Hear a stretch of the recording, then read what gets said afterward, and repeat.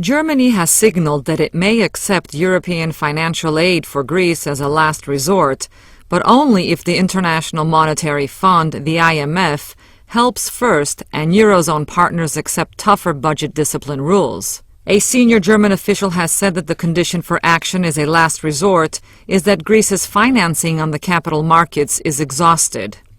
Furthermore, he added it would be necessary for the IMF to provide a substantial contribution, stressing there will be no decision on actual aid at the summit.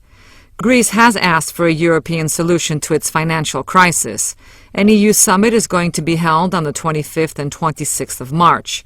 Can Greece expect anything positive and concrete to come out of this meeting? I spoke to investigative journalist Alex Jones from Infowars.com to find out. No, because the European Union was set up originally as a receivership arm to actually go in and bankrupt sovereign nation states, and Greece was told to take on all these debts and derivatives by Goldman Sachs and others to become a member of the European Union. Your debt ratio isn't even as high as England or France, and we don't see them on the verge of bankruptcy. So this is basically conquest by the private financial central banks, who a few weeks ago met secretly in Australia, according to their news, the 24 leaders of the private central banks, to set policy in Germany, and others have said that they don't want to give any more loans to Greece. But again, this is fiat, made-up money they're loaning you to begin with. They want your country to fully implode so they can consolidate it, take over your islands, take over your national parks, take over your resources to make you debt slaves and vassals.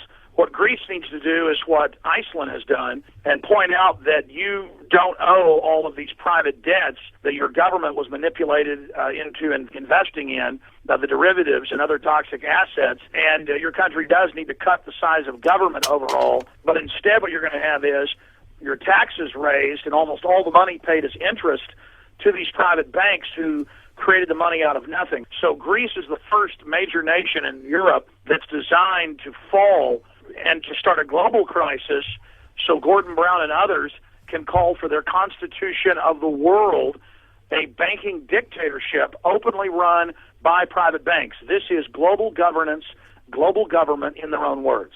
Now, some European politicians have suggested an IMF participation in any aid package alongside aid from Eurozone members. Many financial experts have said that seeking help from the IMF is not in a country's favor. Some have gone as far as to say that it's destructive. Why is this?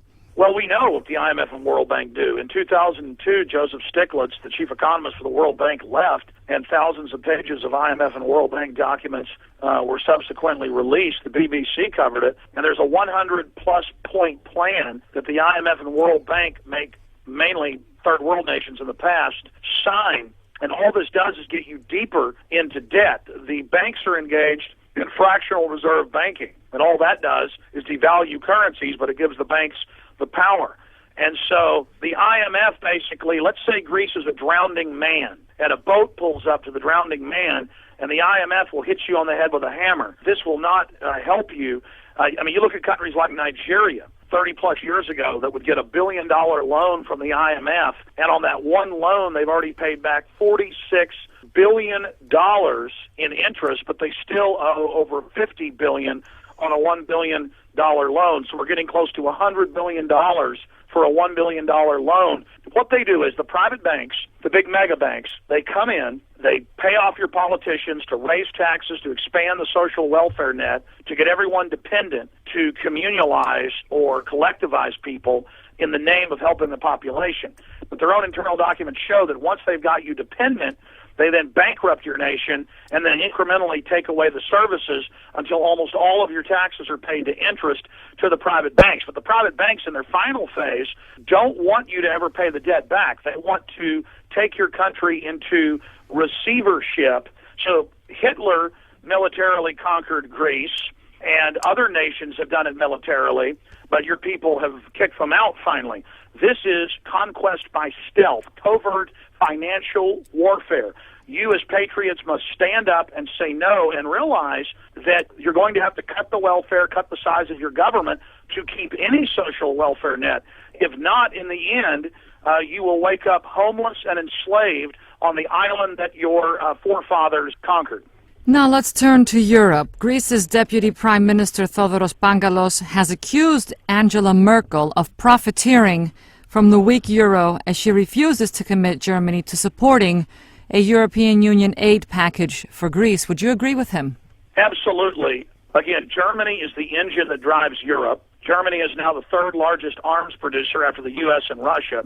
Germany, after the end of World War II at the Bilderberg Summit, this has been mainstream news, came up with a plan for stealth integration of Europe and to get the European nations in debt to Germany at the heart of the European Union. So again, Germany is the main engine in Europe that is driving this takeover, and Greece is exactly where Germany wants you. All of the great people in Greece need to research what happened in Iceland last year. Their people refused to pay publicly for the fraudulent derivatives that Goldman Sachs, now running your country, and others got them into. And then it turned out that, oh, guess what? The big banks already had enough assets to pay themselves in Iceland. So it was a giant scam. And so you've got to say no to this debt, and the establishment will terrorize you. They will cut off your power. They will increase the price of your water. They will try to threaten to embargo you. But the world is waking up to these people, and if Greece stands strong,